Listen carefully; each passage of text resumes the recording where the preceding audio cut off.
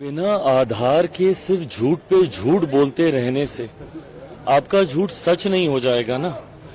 हकीकत है, जो लोग आज संविधान की इतनी चिंता कर रहे हैं, जो लोग आज संविधान की कॉपी अपने हाथ से टेबल पे रखना तक नहीं जरूरी समझ रहे हैं, उसको हर जगह लहरा रहे हैं, पूछिए इन लोगों से क्या किया इन लोगों ने संविधान के साथ।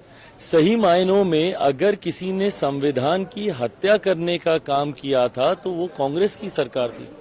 याद कीजिए 75 का वो साल जिस वक्त देश में आपातकाल लगाकर सही मायनों में संविधान की हत्या की गई थी, लोकतंत्र की हत्या की गई थी। और आज सबसे बड़े संरक्षक संविधान के यही लोग बने फिर रहे, जबकि हकीकत है कि इन लोगों ने संविधान के निर्माता डॉक्टर बाबा साहेब भीमराव अंबेडकर तक को कभी उनके जीते जी सम्मान देना जरूरी नहीं समझा।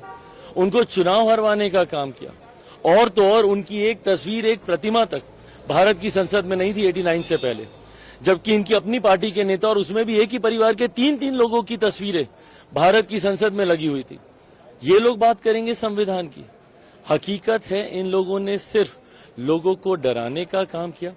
अगर किसी ने सही मायनों में संविधान को सम्मान देने का काम किया, और ये मैं सिर्फ कहने के लिए नहीं कह रहा कि गठबंधन का घटक दल हूं इसलिए नहीं कह रहा, मुझे बताइए ना कब इन लोगों के शासनकाल में संविधान दिवस मनाया जाता था, कब इस तरीके के कार्यक्रम हुआ करते थे। दशकों तक थी कांग्रेस और इनकी अलाई पार्टीज के साथ वाली गठबंधन की सरकारें, कब इन्होंने संविधान को ये सम्मान देने का बात किया।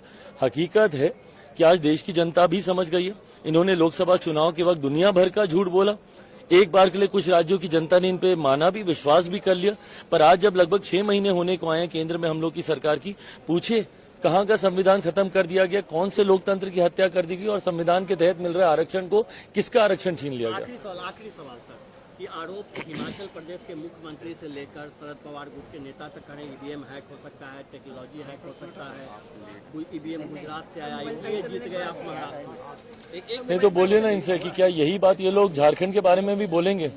जिन राज्यों में ये लोग जीतते हैं उन राज्यों में इन लोगों की आवाज नहीं निकलती, बट जिन राज्यों में ये लोग हार जाते हैं वहां पे तुरंत ईवीएम खराब हो जाती है, वहां पे भ्रष्टाचार हो जाता है, वहां पे चुनाव आयोग के ऊपर उंगली उठने लग जाती है। ये सिलेक्टिव क्रिटिसिज्म कब तक करते रहेंगे।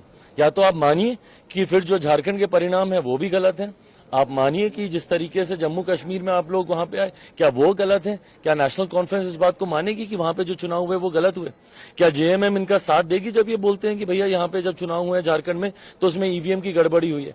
हकीकत है सिलेक्टिव क्रिटिसिज्म करते हैं, जहां पे इनके पक्ष में पंतान वहां पर ये खामोश और जहां